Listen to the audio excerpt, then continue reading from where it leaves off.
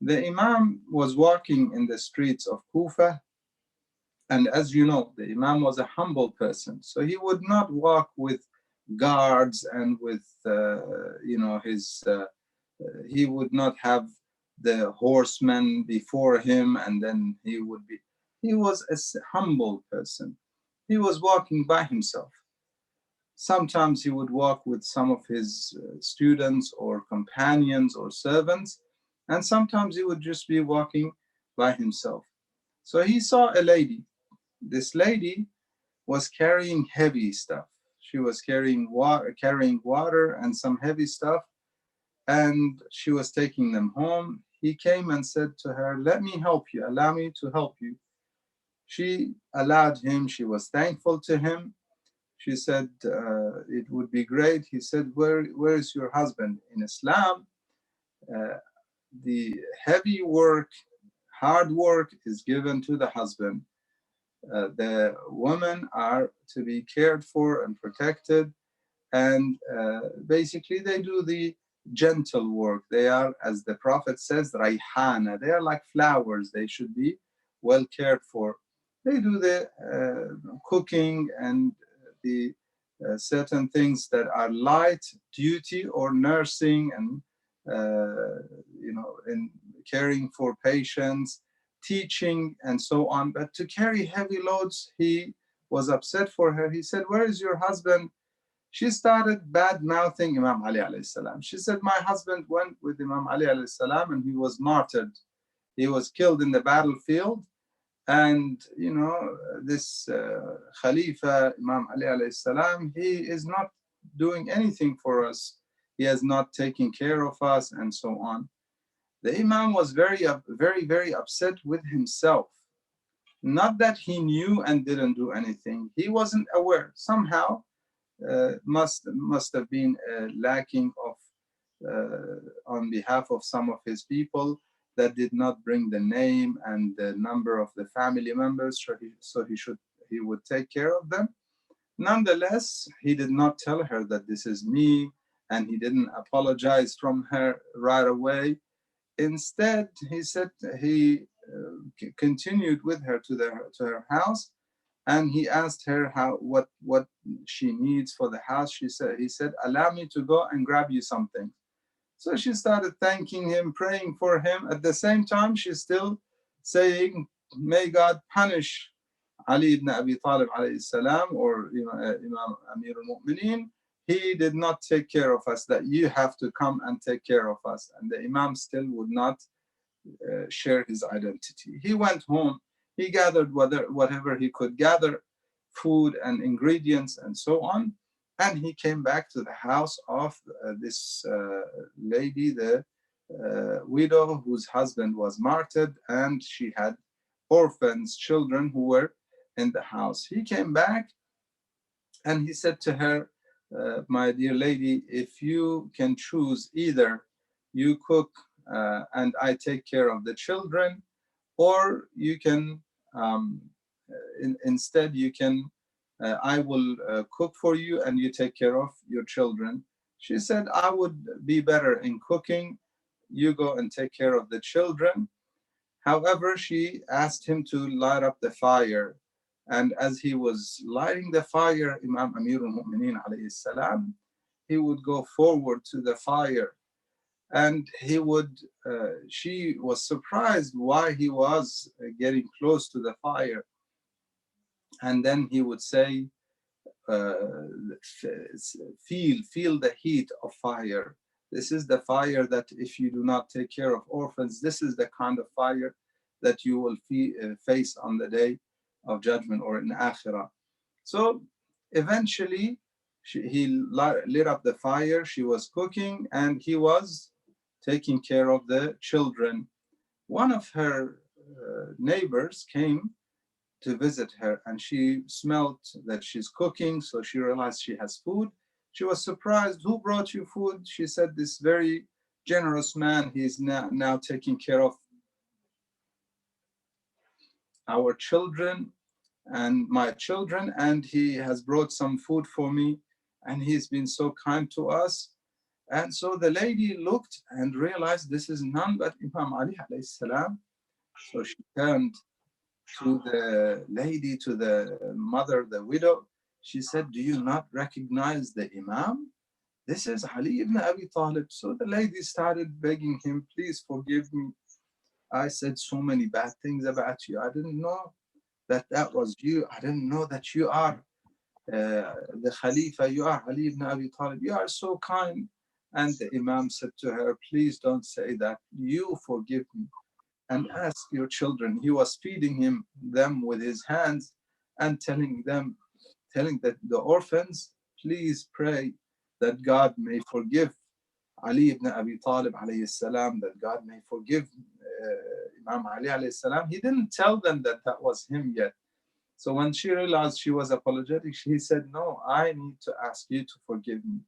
I was to realize that you guys are in difficulty and you guys are in need. This is the generous Imam alayhi afdal salawat wa tahiyyat, and how he loved the orphans, fed them with his hands, wiped over their heads, took care of them, and he was so concerned about making sure that any orphan that he knew of, he was feeding them.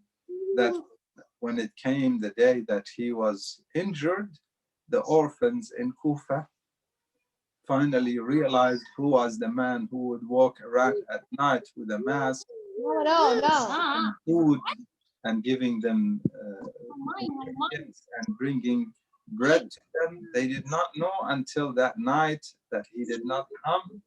They realized it was none but Imam Ali alayhi salam. May Allah subhanahu wa ta'ala grant us the opportunity to be amongst those who learn from the Imam his generosity, his kindness, and his care for orphans. He says in his wasiyah, in his will, Allah fil aitam. Consider your duty to Allah subhanahu wa ta'ala with regards to the orphans. Inshallah, we all care for the orphans, and inshallah, we all become followers of Imam Ali alayhi salam in our actions, inshallah. We have a minute or two if anyone wants to ask a question or make a comment. I am happy to answer if I know the answer or hear your comments.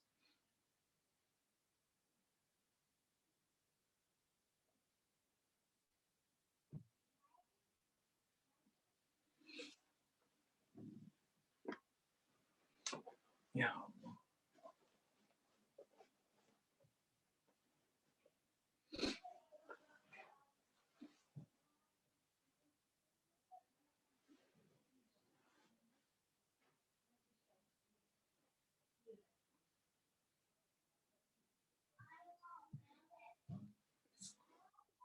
Inshallah, we'll start with the dua for the recitation.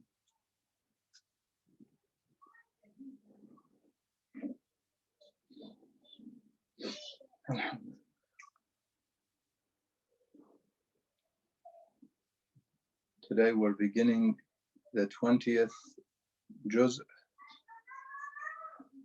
Surah An-Naml,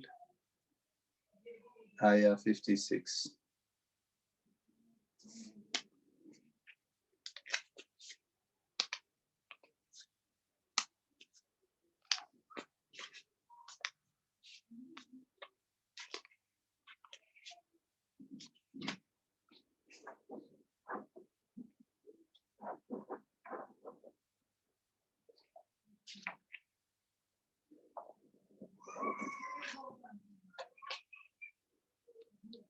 We have the dua, inshallah.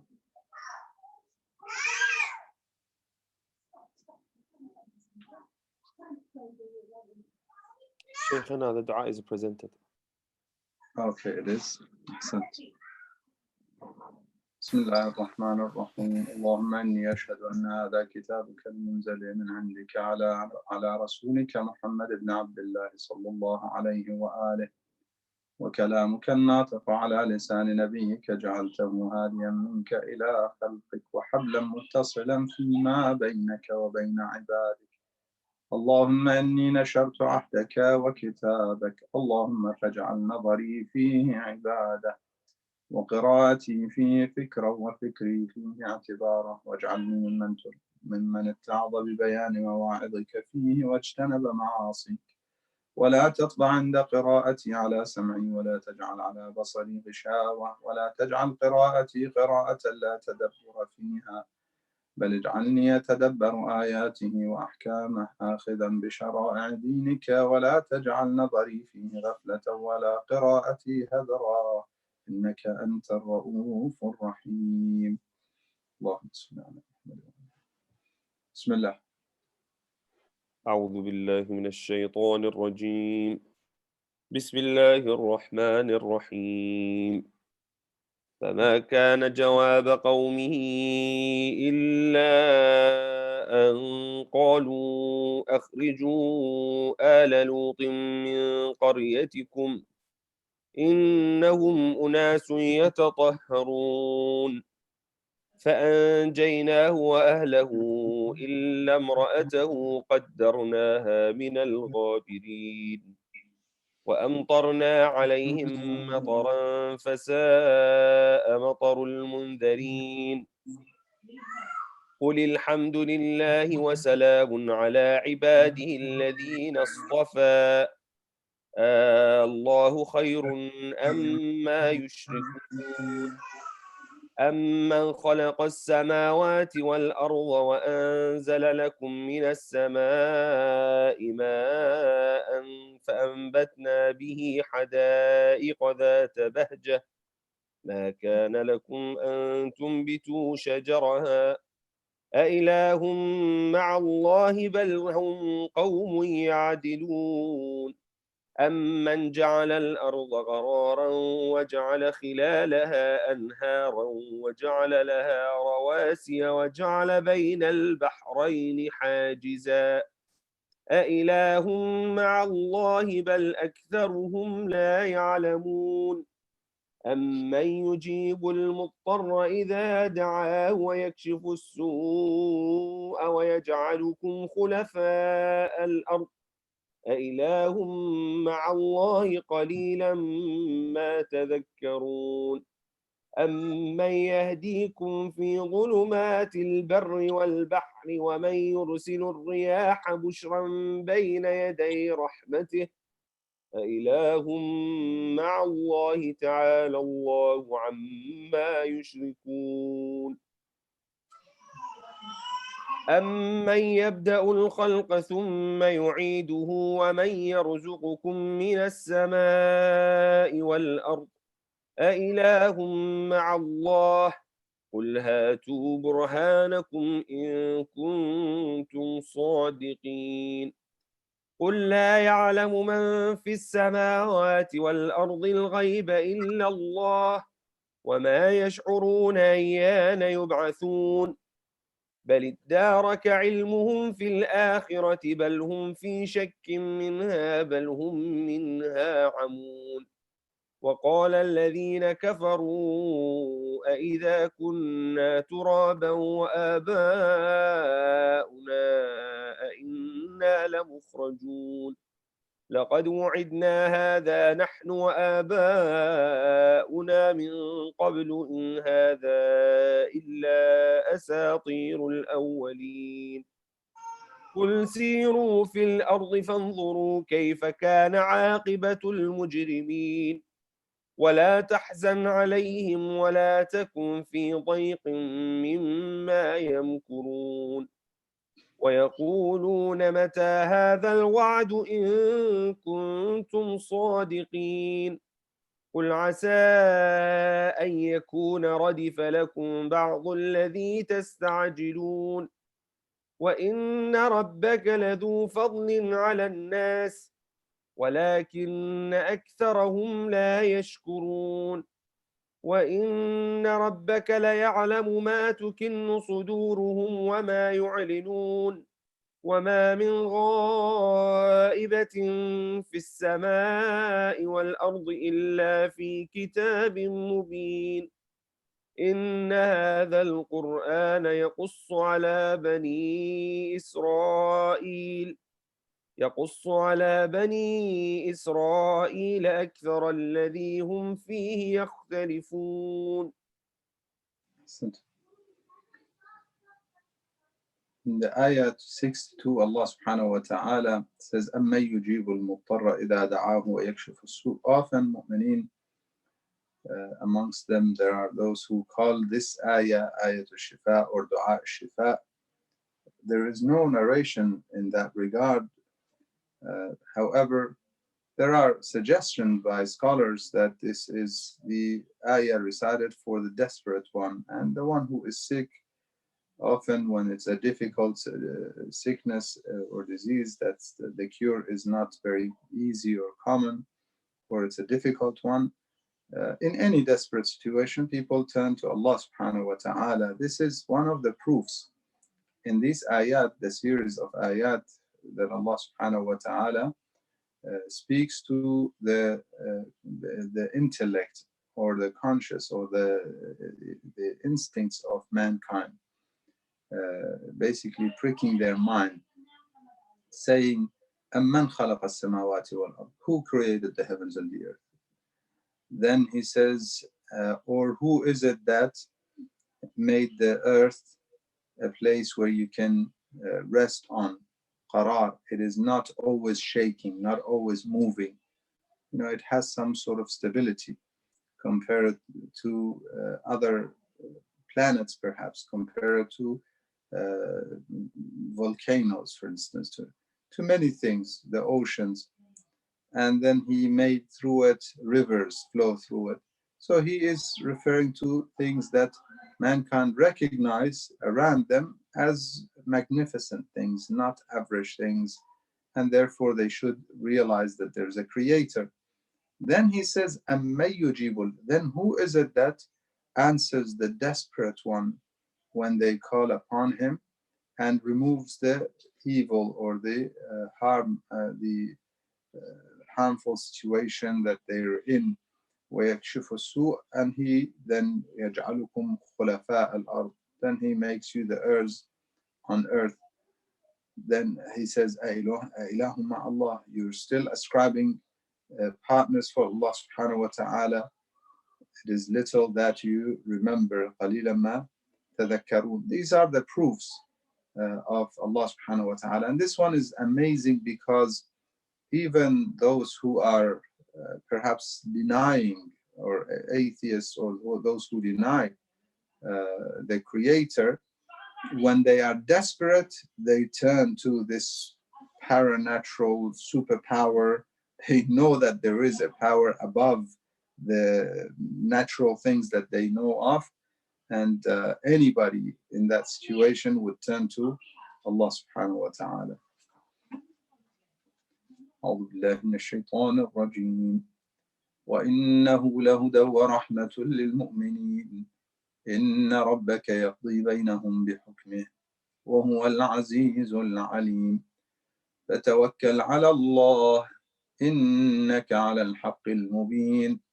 إنك لا تسمع الموتى ولا تسمع الصم الدعاء إذا ولوا مدبرين وما أنت بهاد العمي عن ضلالتهم إن تسمع إلا من يؤمن بآياتنا فهم مسلمون.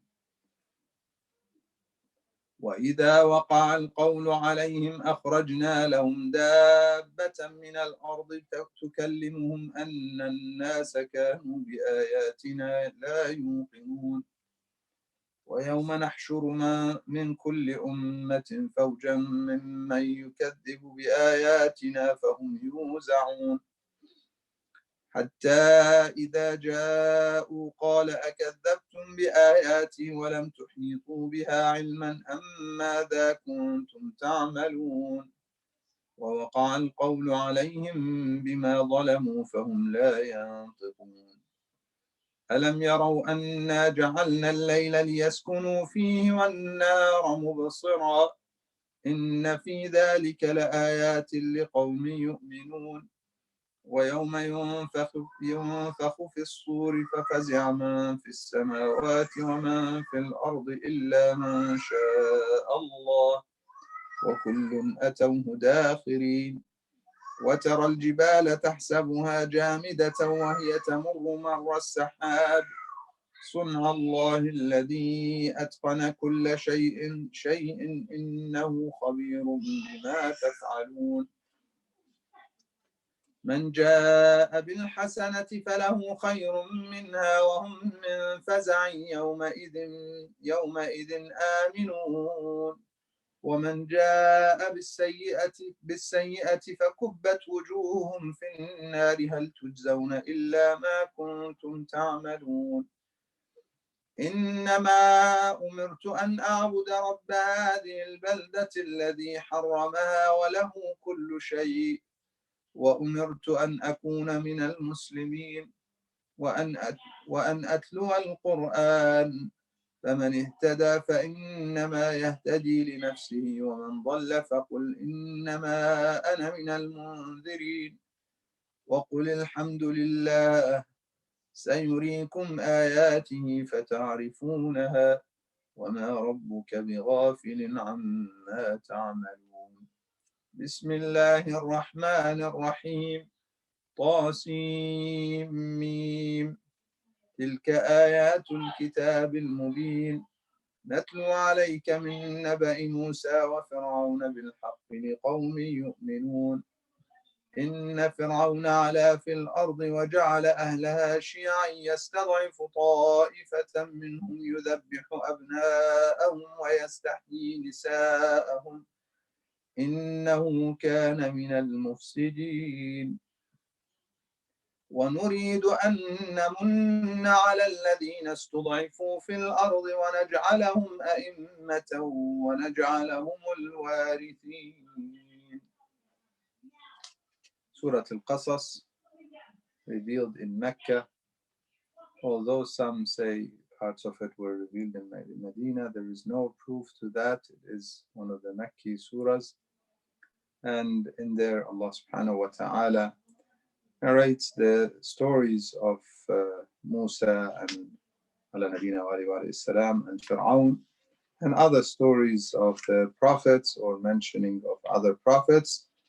And therefore it is al-qasas, the plural of the story.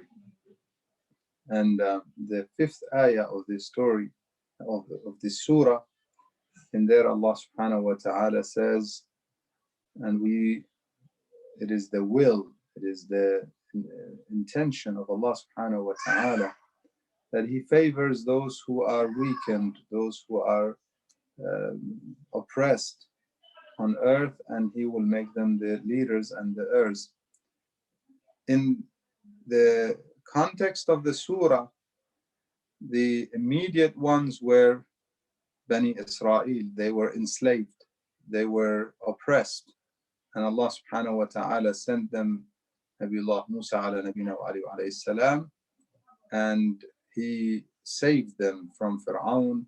He delivered them through the sea, and they became the ones with power. They became the heirs of the land. They had control over many parts of the land. Eventually, they had a kingdom, as we know the kingdom that they had, that they're claiming after thousands of years. In any case, the ayah is not limited to that. Allah subhanahu wa ta'ala, in the ayat of the Holy Quran, He reveals something in a certain context. It is understood there, but it continues to apply.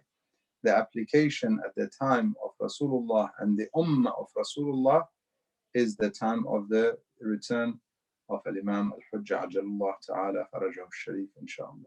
Bismillah. بسم الله الرحمن الرحيم ونمكن لهم في الأرض ونري فرعون وهامان وجنودهما منهم ما كانوا يحذرون وأوحينا إلى أم موسى أن أرضعيه فإذا خفت عليه فألقيه في اليم ولا تخافي ولا تحزني إنا رادوه إليك وجاعلوه من المرسلين. فالتقطه آل فرعون ليكون لهم عدوا وحزنا إن فرعون وهامان وجنودهما كانوا خاطئين. وقالت امرأة فرعون قرة عين لي ولك لا تقتلوه عسى أن ينفعنا أو نتخذه ولدا وهم لا يشعرون. وأصبح فؤاد أم موسى فارغا إن كادت لتبدي به لولا أن ربطنا على قلبها لتكون من المؤمنين. وقالت لأخته قصيه فبصرت به عن جنب وهم لا يشعرون. وحرمنا عليه المراضع من قبل فقالت هل أدلكم على أهل بيت يكفلونه لكم وهم له ناصحون. فرددناه إلى أمه كي تقر عينها ولا تحزن ولتعلم أن وعد الله حق ولكن أكثرهم لا يعلمون. ولما بلغ أشده واستوى آتيناه حكما وعلما وكذلك نجزي المحسنين. ودخل المدينة على حين غفلة من أهلها فوجد فيها رجلين يقتتلان هذا من شيعته وهذا من عدوه فاستغاثه الذي من شيعته على الذي من عدوه فوكزه موسى فقضى عليه قال هذا من عمل الشيطان إنه عدو مضل مبين. قال رب إني ظلمت نفسي فاغفر لي فغفر له إنه هو الغفور الرحيم. قال رب بما أنعمت علي فلن أكون ظهيرا للمجرمين. فأصبح في المدينة خائفا يترقب فإذا الذي استنصره بالأمس يستصرخه قال له موسى إنك لغوي مبين. فلما أن أراد أن يبطش بالذي هو عدو لهما قال يا موسى أتريد أن تقتلني كما قتلت نفسا بالأمس إن تريد إلا أن تكون جبارا في الأرض وما تريد أن تكون من المصلحين. وجاء رجل من أقصى المدينة يسعى قال يا موسى إن الملأ يأتمرون بك ليقتلوك فاخرج إني لك من الناصحين. فخرج منها خائفا يترقب قال رب نجني من القوم الظالمين. Ahsant. This part of the story has always been a major controversy for many believers, and that is why, unfortunately, there are many, especially the school besides the school of Ahlul Bayt, who accuse the prophets of being average or even below average people, sinful people prior to their prophethood. Some of them they say after prophethood they were pure, and some of them they say only with regards to the message they were pure. We say they were examples like Rasulullah sallallahu alaihi wasallam. Every act, everything he did was a lesson and was a sunnah that we follow. Therefore, it's not just regarding his message and the imama and the khilafah of Allah subhanahu wa ta'ala, and the message, the being an apostle of God will not be given to a sinful person. Otherwise, we should question, or we could question, billah, the justice of Allah subhanahu wa ta'ala. Therefore, we have to understand it with that principle in mind. So how do we understand? It's a very brief, very brief and very quick. I want to go through the ayat. So he says he entered a city and he was not aware of the circumstances. And in fact, in another ayah, he says, I was lost. He was lost in a way. He did not know his way. And therefore, he saw two people. One was a believer and one was an enemy. clearly an enemy here. And so the believer asked him for help. He tried to, he saw them fighting, and so he asked him for help. He helped him.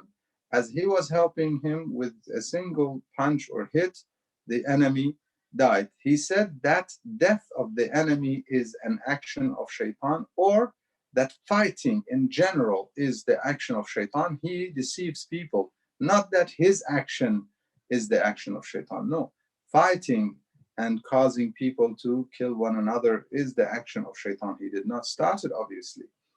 Then he says, قال رب إني ظلمت نفسي فاغفر لي. Ghafar is to conceal. In fact, the one who plants the seeds, he puts the soil over it. He's doing also one level of ghafar. In fact, that term can be used. So he's saying, Ya Allah, conceal that. You know, I did something that put me in danger now, and so you cover for me. And his cover, how did it come? We'll come to that, inshallah. Then he says, the next day, فأصبح في المدينة, as he's confused, he doesn't want to go home in case they want to take him for that, for the killing of that enemy. So then he saw again another day, he saw the same person fighting another enemy. So he said to him that you are deceived, ghawi. You are deceived in the sense that you always get into fights. It's not a good thing to get into fights. Although you're a believer and they're not non-believers, but you should, in fact, we should have taqiyya, we should have diplomacy and not get into fights. That's what he is telling him. However, he wants to help him against the enemy. بِالَّذِي هُوَ عَدُوٌّ لَهُمَا. The other person is an enemy for both of them. So that man says to him, you want to kill me like you killed a person yesterday?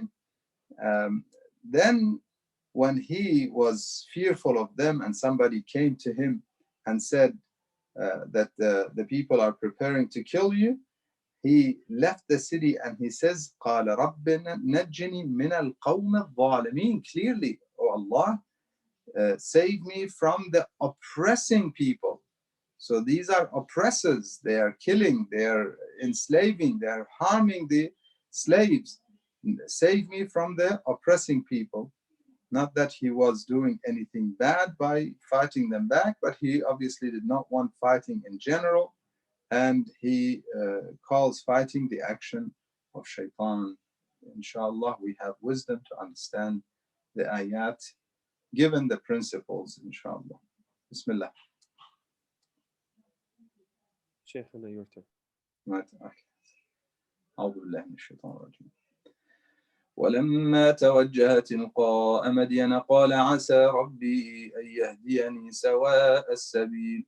ولما ورد ماء مدين وجد عليه أمة من الناس يسقون ووجد من دونهم امرأتين تذودان قال ما خطبكما قالتا لا نسقي حتى يصدر الرعاء وأبونا شيخ كبير فسقى لهما ثم تولى إلى الظل فقال رب إني لما أنزلت إلي من خير فقير فجاءته إحداهما تمشي على استحياء قالت إن أبي يدعوك ليجزيك أجر ما سقيت لنا فلما جاءه وقص عليه القصص قال لا تخف نجوت من القوم الظالمين قالت إحداهما يا أبت استأجره إن خير من استأجرت القوي الأمين قال إني أريد أن أنكحك إحدى ابنتي هاتين على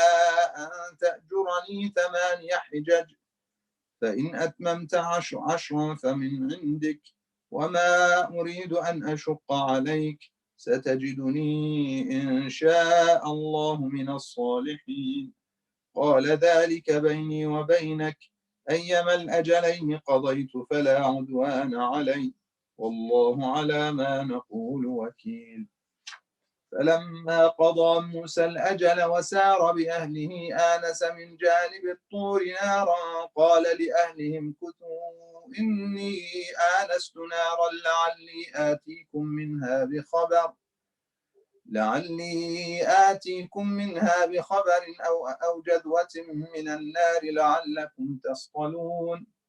فلما أتاها نودي من شاطئ الوادي الأيمن في البقعة المباركة من الشجرة أن يا موسى إني أنا الله رب العالمين وأن ألق عصاك. فلما رآها تهتز كأنها جان ولا مدبرا ولم يعقب يا موسى أقبل ولا تخف إنك من الآمنين. اسلك يدك في جيبك تخرج بيضاء من غير سوء واضم إليك جناحك من الرهب فذلك برهانان من ربك إلى فرعون وملئه إنهم كانوا قوما فاسقين. قال رب إني قتلت منهم نفسا فأخاف أن يقتلون وأخي هارون هو أفصح مني لسانا فأرسله معي رد أن يصدقني إني أخاف أن يكذبون. قال سنشد عضدك بأخيك ونجعل لكما سلطانا فلا يصلون إليكما بآياتنا أنتما ومن اتبعكما الغالبون. In the last part, Nabiullah Musa ala nabina wa alihi wa alayhi salam, he says, O Lord, قال رب إني قتلت منهم, I have killed one of them, the enemy, the fasiqeen that Fir'aun, that Allah subhanahu wa ta'ala calls them, إنهم كانوا قوما فاسقين, transgressors, they are the transgressors. He says, I have killed one of them, and I am fearful that they may want to kill me. He's not fearful for his life, rather for the mission. If they kill him, then the mission is over. The mission and the prophet, the message. And then he says, وَأَخِي Harun, I want my brother Harun. He is more eloquent than myself. أفصح مني لسانا فأرسله معي ردءا. Send him as my supporter, my helper. And he testifies, I speak, he testifies for me. يصدقني سبحانallah إني أخاف أن يكذبون. Then Allah subhanahu wa ta'ala says, we will strengthen you, we'll give you the strength, the right arm strength type thing with your brother. وَنَجْعَلْ لَكُمَا سُلْطَانًا. We will give you an authority from Allah subhanahu wa ta'ala. This is the meaning of يَا عَلِي أَنْتَ مِنِّي بِمَنْزِلَةِ هَارُونَ مِنْ مُوسَى. They say, how is it that the message of the Islam needed the money of Khadija and the sword of Ali ibn Abi Talib? The answer is here. سَنَشُدُّ عَضُدَكَ. Musa alayhi salam needed Harun, his brother, and as a supporter, the eloquent one. SubhanAllah, the description fits Amirul Mu'mineen, the eloquent, the peak of eloquence. Nahjul Balagha is what Sharif al-Radi calls him. He is eloquent, he is brave and courageous, and his sword was the savior, in fact, of Islam. Salawatullah wa salamu alayhi. Bismillah. بسم الله الرحمن الرحيم. فلما جاءهم موسى بآياتنا بينات قالوا ما هذا إلا سحر مفترى وما سمعنا بهذا في آبائنا الأولين. وقال موسى ربي أعلم بمن جاء بالهدى من عنده ومن تكون له عاقبة الدار إنه لا يفلح الظالمون. وقال فرعون يا أيها الملأ ما علمت لكم من إله غيري فأوقد لي يا هامان على الطين فاجعل لي صرحا لعلي أطلع إلى إله موسى وإني لأظنه من الكاذبين. واستكبر هو وجنوده في الأرض بغير الحق وظنوا أنهم إلينا لا يرجعون. فأخذناه وجنوده فنبذناهم في اليم فانظر كيف كان عاقبة الظالمين. وجعلناهم أئمة يدعون إلى النار ويوم القيامة لا ينصرون. وأتبعناهم في هذه الدنيا لعنة ويوم القيامة هم من المقبوحين. ولقد آتينا موسى الكتاب من بعد ما أهلكنا القرون الأولى بصائر للناس وهدى ورحمة لعلهم يتذكرون. وما كنت بجانب الغربي إذ قضينا إلى موسى الأمر وما كنت من الشاهدين ولكننا أنشأنا قرونا فتطاول عليهم العمر وما كنت ثاويا في أهل مدين تتلو عليهم آياتنا ولكننا كنا مرسلين. وما كنت بجانب الطور إذ نادينا ولكن رحمة من ربك لتنذر قوما ما أتاهم من نذير من قبلك لعلهم يتذكرون. ولولا أن تصيبهم مصيبة بما قدمت أيديهم فيقولوا ربنا لولا أرسلت إلينا رسولا فنتبع آياتك ونكون من المؤمنين. فلما جاءهم الحق من عندنا قالوا لولا أوتي مثل ما أوتي موسى أولم يكفروا بما أوتي موسى من قبل قالوا سحران تظاهرا وقالوا إنا بكل كافرون.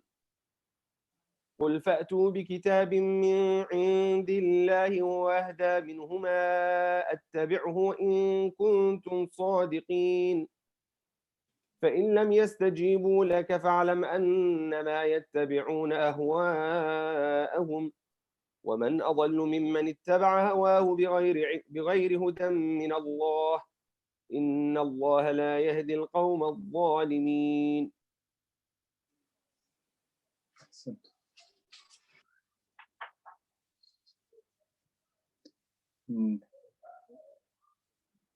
Ayah 40, Allah subhanahu wa ta'ala says that we took Fir'aun and his army and we drowned them in the sea, and this is the ending of the oppressive ones. And we made them, then he says in 41, we made them leaders, a'imma. However, they lead to where? They lead to hellfire. يَدْعُونَ إِلَى النَّارِ. And on the day of judgment, they will not be helped or supported. This is the concept of if one does not know the Imam of his time, considers people like Fir'aun their Imam, they lead them to يَدْعُونَ إِلَى النَّارِ. They lead them to hellfire. If today you don't recognize the Imam of your time, وَالْعَيَاذُ بِاللَّهِ, if we don't recognize him, and recognizing him is not just knowing his name and lineage. Inshallah, tonight I will be speaking of the ma'rifah of the Imam briefly. If we do not recognize the Imam of our time, then we might be following Imams or leaders of dalal who would lead to the Imam, but their hellfire.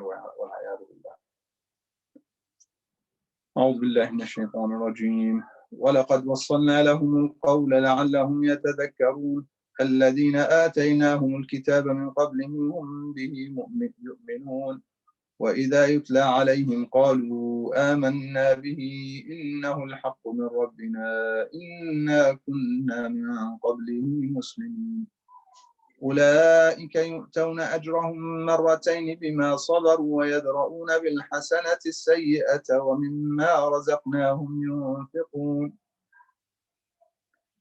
وإذا سمعوا اللغو أعرضوا عنه وقالوا لنا أعمالنا ولكم أعمالكم سلام عليكم لا نبتغي الجاهلين إنك لا تهدي من أحببت ولكن الله يهدي من يشاء وهو أعلم بالمهتدين وقالوا إن نتبع الهدى معك نتخطف من أرضنا أولم نمكن لهم حرما آمنا يجبى إليه ثمرات كل شيء رزقا من لدنا ولكن أكثرهم لا يعلمون وكم أهلكنا من قرية بطرت معيشتها فتلك مساكنهم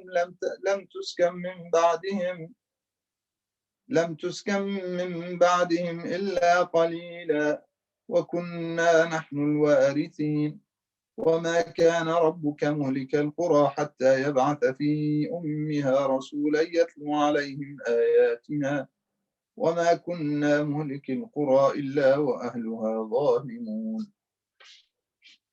وما أوتيتم من شيء فمتاع الحياة الدنيا وزينتها وما عند الله خير وأبقى أفلا تعقلون أفمن وعدناه وعدا حسنا فهو لاقيه كمن متعناه متاع الحياة الدنيا ثم هو يوم القيامة من المحضرين ويوم يناديهم فيقول أين شركائي الذين كنتم تزعمون قال الذين حق عليهم القول ربنا هؤلاء الذين أغويناهم كما غوينا تبرأنا إليك ما كانوا إيانا يعبدون وقيل ادعوا شركاءكم فدعوهم فلم يستجيبوا لهم ورأوا العذاب لو أنهم كانوا يهتدون ويوم يناديهم فيقول ماذا أجبتم المرسلين فعميت عليهم الأنباء يومئذ فهم لا يتساءلون فأما من تاب وآمن وعمل صالحا فعسى أن يكون من المفلحين وربك يخلق ما يشاء ويختار وما كان لهم الخيرة سبحان الله وتعالى عما يشركون وربك يعلم ما تكن صدورهم وما يعلنون وهو الله لا إله إلا هو له الحمد في الأولى والآخرة وله الحكم وإليه ترجعون وكم أهلكنا آية 58 how many cities how many towns قرية is a today's Arabic they use it for villages but it means a city or a small city or a town بطرت معيشتها it is why did they get destroyed because they were living lavishly it is not one of the um, in fact reasons that Allah subhanahu wa ta'ala says if we want to destroy a city وأن أردنا أن نهلك قرية أمرنا مترفيها ففسقوا فيها we allow here the amr is a command in the sense that he allows he gives the time and the opportunity of those who are living lavishly extravagantly we order them we allow them to live the way they like and what do they normally do when they have abundance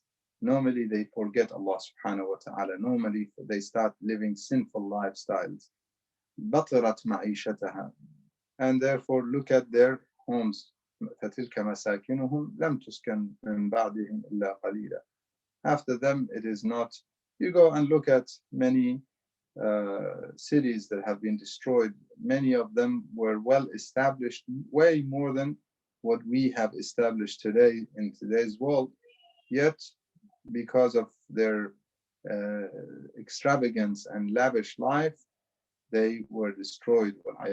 We seek refuge to Allah subhanahu wa ta'ala from that. Yes, it's good to have ease in life, but it's not right to allow extravagance and basically wastefulness to be part of our life. Unfortunately, in many countries, this is the case, and therefore others in today's world are suffering and hungry as a result of some of us living wastefully and lavishly. والعياذ بالله. بسم الله. أعوذ بالله من الشيطان الرجيم. قل أرأيتم إن جعل الله عليكم الليل سرمدا إلى يوم القيامة من إله غير الله يأتيكم بضياء أفلا تسمعون.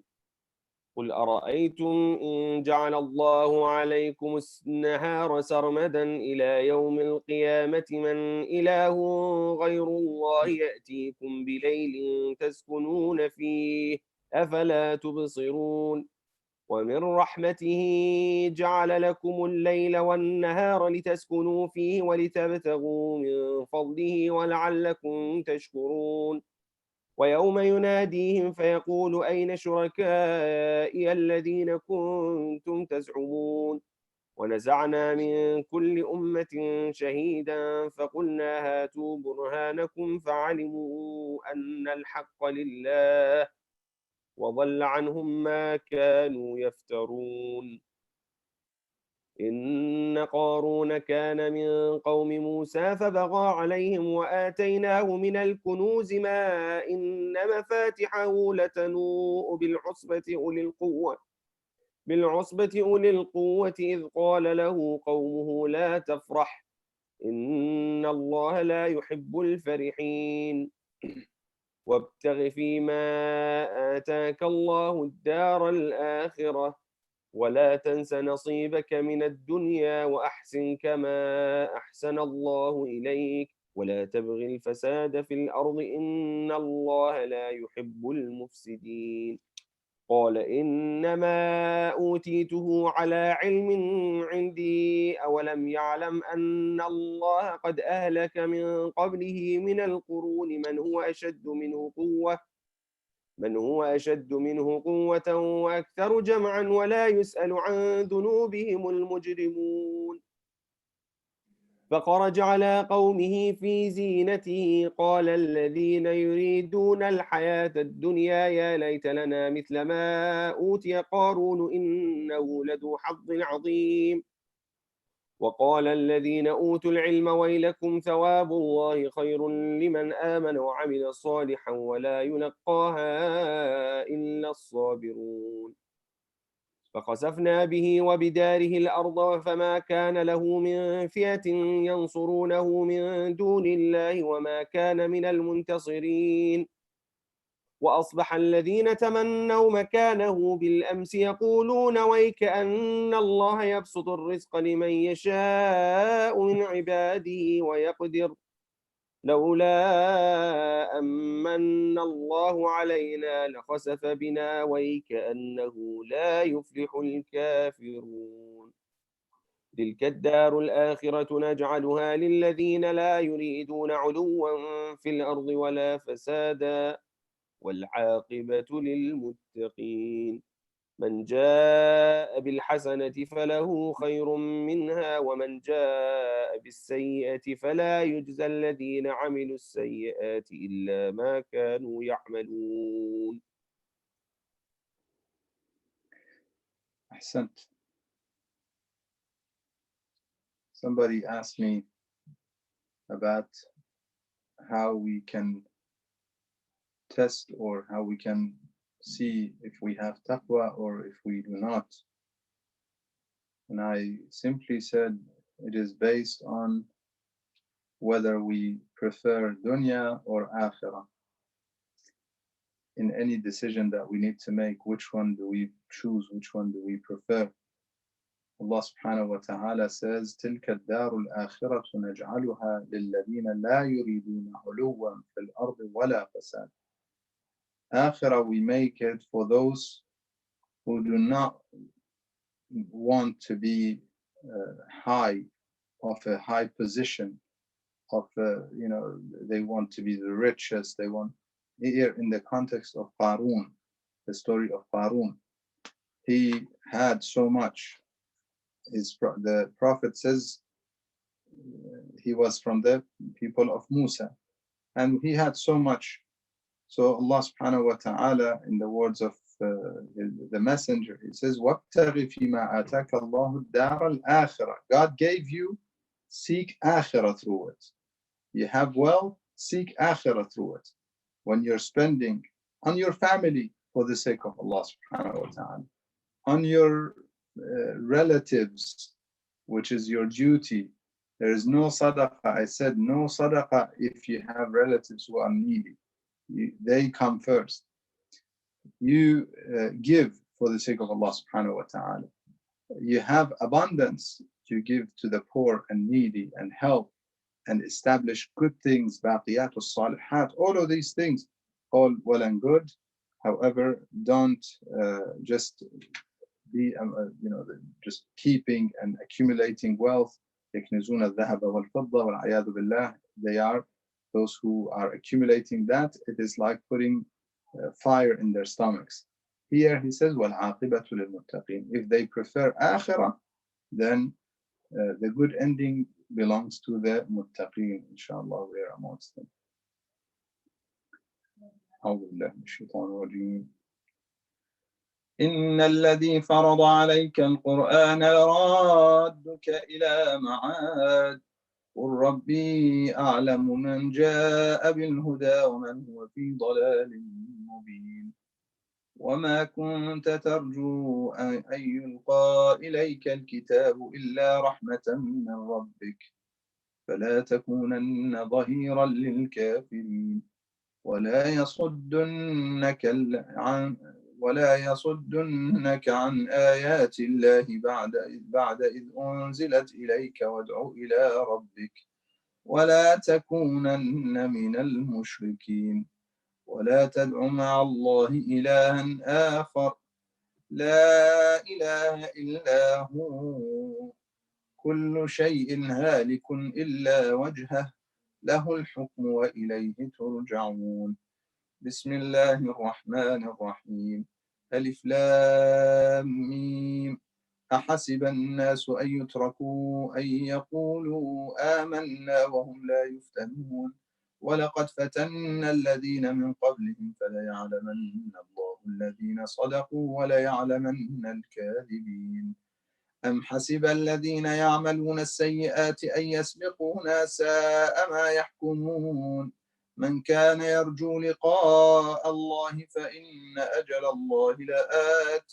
وهو السميع العليم ومن جاهد فإنما يجاهد لنفسه إن الله لغني عن العالمين والذين آمنوا وعملوا الصالحات لنكفرن عنهم سيئاتهم ولنجزينهم أحسن الذي كانوا يعملون ووصينا الإنسان بوالديه حسنا وإن جاهداك لتشرك بي ما ليس لك به علم فلا تطعهما إلي مرجعكم فأنبئكم بما كنتم تعملون والذين آمنوا وعملوا الصالحات لندخلنهم في الصالحين ومن الناس من يقول آمنا بالله فإذا أوذي في الله جعل فتنة الناس كعذاب الله ولئن جاء نصر من ربك ليقولن إنا كنا معكم أوليس الله بأعلم بما في صدور العالمين وليعلمن الله الذين آمنوا وليعلمن المنافقين وقال الذين كفروا للذين آمنوا اتبعوا سبيلنا ولنحمل خطاياكم وما هم بحاملين من خطاياهم من شيء إنهم لكاذبون وليحملن أثقالهم وأثقالا مع أثقالهم وليسألن يوم القيامة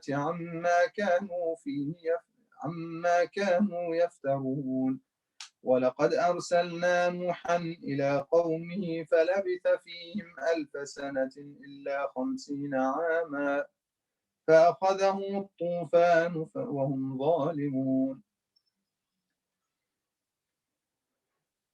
The disbelievers وقال الذين كفروا, they say to some of the believers, follow us, follow our path, follow our guidance, however we're guiding you or leading you.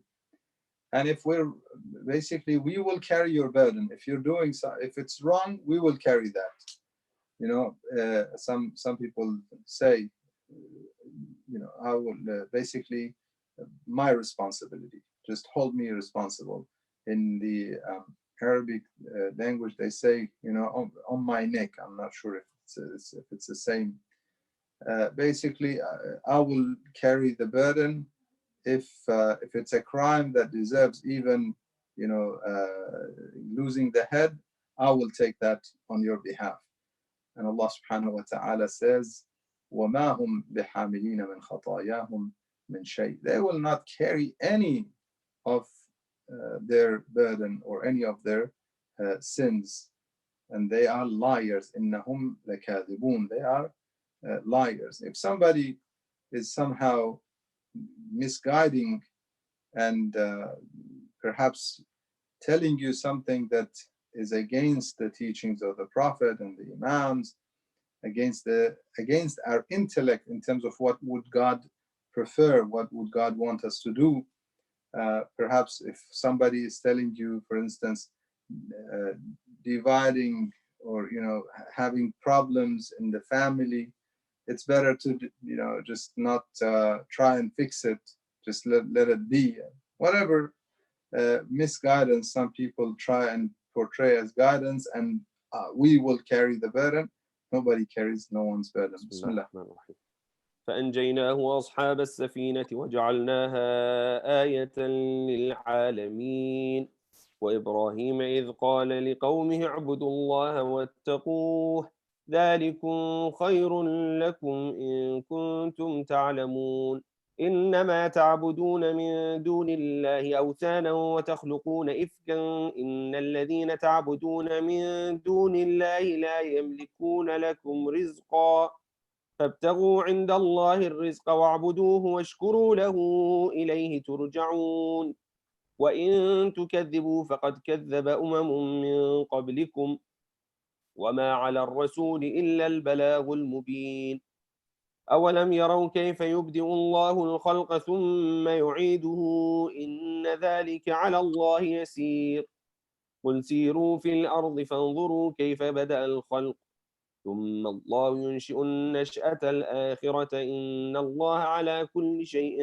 قدير يعذب من يشاء ويرحم من يشاء وإليه تقلبون وما أنتم بمعجزين في الأرض ولا في السماء وما لكم من دون الله من ولي ولا نصير والذين كفروا بآيات الله ولقائه أولئك يئسوا من رحمتي وأولئك لهم عذاب أليم فما كان جواب قومه إلا أن قالوا اقتلوه أو حرقوه فأنجاه الله من النار إن في ذلك لآيات لقوم يؤمنون وقال إنما اتخذتم من دون الله أوثانا مودة بينكم في الحياة الدنيا ثم يوم القيامة يكفر بعضكم ببعض ويلعن بعضكم بعضا ومأواكم النار وما لكم من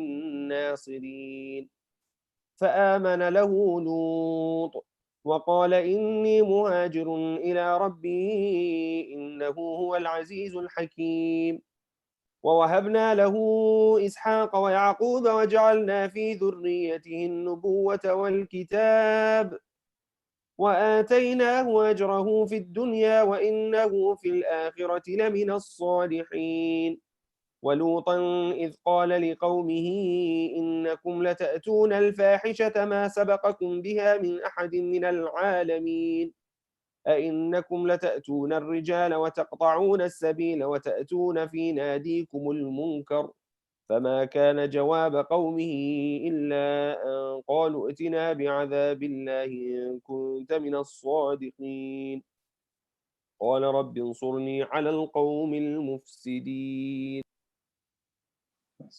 آية 27 وآتيناه أجره في الدنيا. Ibrahim ala nabina wa alihi wa alayhi salam was rewarded in this life and in the hereafter. وَإِنَّهُ فِي الْآخِرَةِ لَمِنَ الصَّالِحِينَ. What is his reward in this life? Was it to have to live like a king and have a castle or things of this nature? Never. Rather, it was to have Ishaq wa Yaqub, prophethood amongst his progeny, guidance for his children, including the progeny of Rasulullah sallallahu alayhi wa sallam, Miratul Anbiya. This is what they care for, and this is his reward, the name and the fame and the father of monotheism. أعوذ بالله من الشيطان الرجيم ولما جاءت رسلنا إبراهيم بالبشرى قالوا إنا مهلكو أهل هذه القرية إن أهلها كانوا ظالمين قال إن فيها لوطا قالوا نحن أعلم بمن فيها لننجينه وأهله إلا امرأته كانت من الغابرين ولما أن جاءت رسلنا لوطا سيء بهم وضاق بهم ذرعا وقالوا لا تخف ولا تحزن إنا منجوك وأهلك إلا امرأتك كانت من الغابرين إنا منزلون على أهل هذه القرية رجزا من السماء بما كانوا يفسقون ولقد تركنا منها آية بينة لقوم يعقلون وإلى مدين أخاهم شعيبا فقال يا قوم اعبدوا الله وارجوا اليوم الآخر ولا تعثوا في الأرض مفسدين فكذبوه فأخذتهم الرجفة فأصبحوا في دارهم جاثمين وعادا وثمود وقد تبين لكم من مساكنهم وزين لهم الشيطان أعمالهم فصدهم عن السبيل وكانوا مستبصرين وقارون وفرعون وهامان ولقد جاءهم موسى بالبينات فاستكبروا في الأرض وما كانوا سابقين فكلا أخذنا بذنبه فمنهم من أرسلنا عليه حاصبا ومنهم من أخذته الصيحة ومنهم من خسفنا به الأرض ومنهم من أغرقنا وما كان الله ليظلمهم ولكن كانوا أنفسهم يظلمون مثل الذين اتخذوا من دون الله أولياء كمثل العنكبوت اتخذت بيتا وإن أوهن البيوت لبيت العنكبوت لو كانوا يعلمون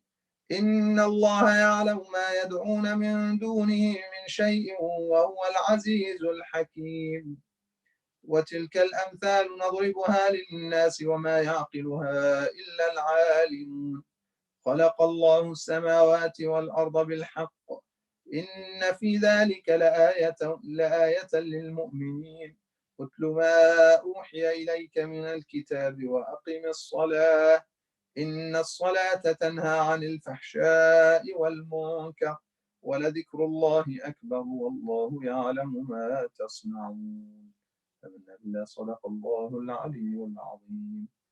This is the ayah 41 is where Allah subhanahu wa ta'ala mentions the example of the spider, Ankabut, that the ones who consider the gods or helpers or guardians besides Allah subhanahu wa ta'ala, they are like how the spider considers that it has a house. You know, the spider weaves the web and thinks that this is a house. And we look at the house and we think, how weak is this house? وَإِنَّ أَوْهَنَ الْبُيُوتِ لَبَيْتُ الْعَنْكَبُوتِ. If they knew, and therefore in the ayah 43, he says these examples, وَمَا يَعْقِلُهَا إِلَّا الْعَالِمُونَ. Those scholars, scientists, scholars are those who understand or can understand these examples of Allah subhanahu wa ta'ala. Allahumma inni qad qara'tu ma qadayta min kitabika alladhi anzaltahu ala nabiyyika as-sadiq sallallahu alayhi wa alihi falaka alhamdu rabbana. اللهم اجعلني ممن يحل حلاله ويحرم حرامه ويؤمن بمحكمه ومتشابهه واجعله أنسا لي في قبري وأنسا في حشري واجعلني ممن ترقيه بكل آية قرأها درجة في أعلى عليين آمين رب العالمين. اللهم صل على محمد وعلى محمد. تفضل الله. Inshallah, we'll get ready for prayers.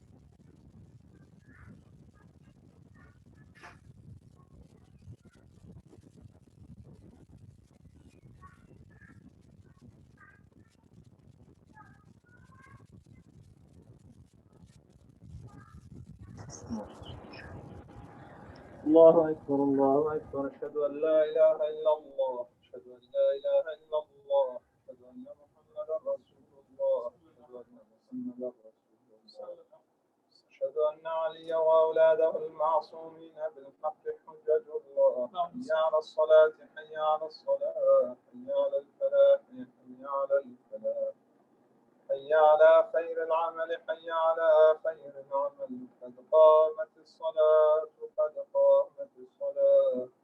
الله أكبر الله أكبر لا إله إلا الله أبدا لا إله إلا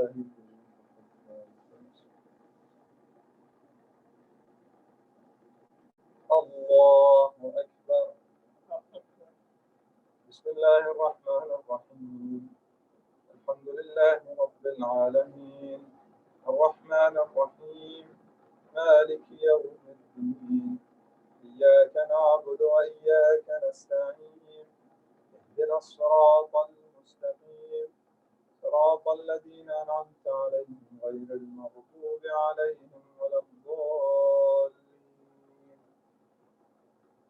بسم الله الرحمن الرحيم إذا جاء نصر الله والفتح ورأيت الناس يدخلون في دين الله أفواجا فسبح بحمد ربك واستغفره إنه كان توابا.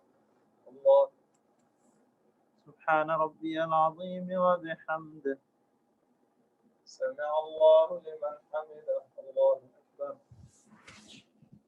سبحان ربي الأعلى وبحمده.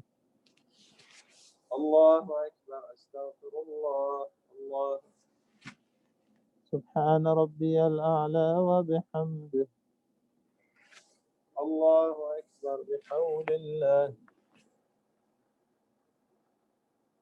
بسم الله الرحمن الرحيم الحمد لله رب العالمين الرحمن الرحيم مالك يوم الدين إياك نعبد وإياك نستعين اهدنا الصراط المستقيم صراط الذين أنعمت عليهم غير المغضوب عليهم ولا الضالين. بسم الله الرحمن الرحيم قل هو الله أحد الله الصمد لم يلد ولم يولد ولم يكن له كفوا أحد كذلك الله ربي. الله اللهم صل على محمد وآل محمد وعجل فرجهم. ربنا اغفر لي ولوالدي وللمؤمنين يوم يقوم الحساب. وصل على محمد وآله الأطيار. الله سبحان ربي العظيم وبحمده. اللهم صل على محمد وآل محمد. سمع الله لمن حمده. الله سبحان ربي الأعلى وبحمده. اللهم صل على محمد وآل محمد. الله أكبر. أستغفر الله. الله سبحان ربي الأعلى وبحمده. اللهم صل على محمد وآل محمد.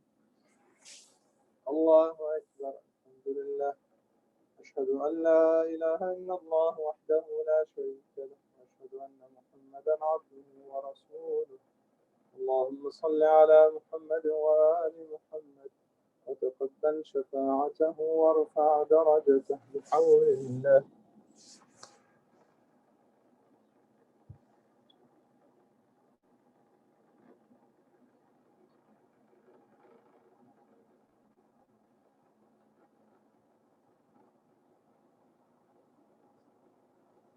الله سبحان ربي العظيم وبحمده. اللهم صل على محمد وآل محمد.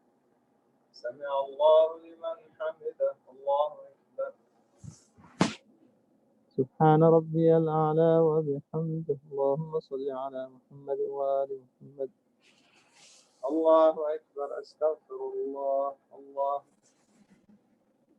سبحان ربي الأعلى وبحمده. اللهم صل على محمد وآل محمد. يا لطيف ارحم عبدك الضعيف. الله أكبر. بسم الله وبالله الحمد لله كما هو أهله.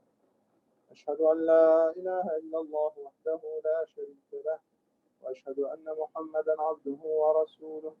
اللهم صل على محمد وآل محمد. السلام عليك أيها النبي ورحمة الله وبركاته. السلام علينا وعلى عباد الله الصالحين. السلام عليكم ورحمة الله وبركاته. الله الله الله الله.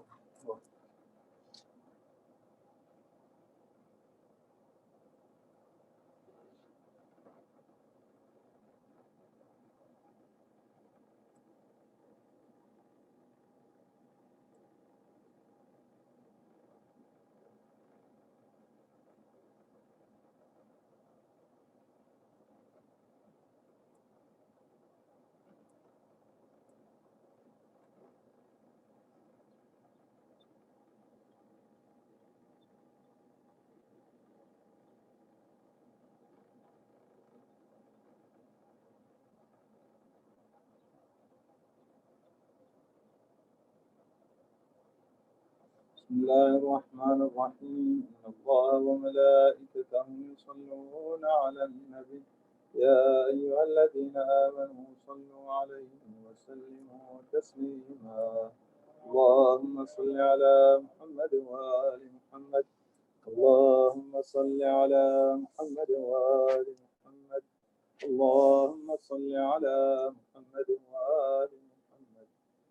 بسم الله الرحمن الرحيم. يا علي يا عظيم يا غفور يا رحيم، أنت الرب العظيم الذي ليس كمثله شيء وهو السميع البصير. وهذا شهر عظمته وكرمته وشرفته وفضلته على الشهور، وهو الشهر الذي فرضت صيامه عليه، وهو شهر رمضان الذي أنزلت فيه القرآن هدى للناس وبينات من الهدى والفرقان، وجعلت فيه ليلة القدر وجعلتها خيرا من ألف شهر. فيا ذا المن ولا يمن عليك، من علي بفكاك رقبتي من النار، في من تمن عليه وادخلني الجنة برحمتك يا أرحم الراحمين.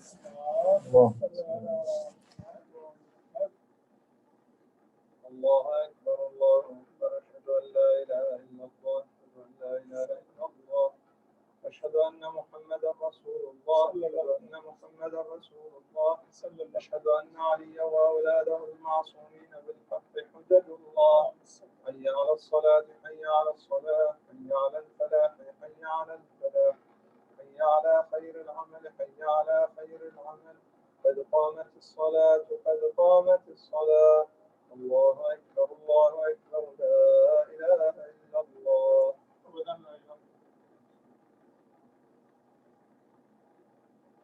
الله أكبر. بسم الله الرحمن الرحيم. الحمد لله رب العالمين، الرحمن الرحيم، مالك يوم الدين، إياك نعبد وإياك نستعين، اهدنا الصراط المستقيم، صراط الذين أنعمت عليهم غير المغضوب عليهم ولا الضالين. بسم الله الرحمن الرحيم. إنا أنزلناه في ليلة القدر، وما أدراك ما ليلة القدر. ليلة القدر خير من ألف شهر، تنزل الملائكة والروح فيها بإذن ربهم من كل أمر، سلام هي حتى مطلع الفجر. الله أكبر.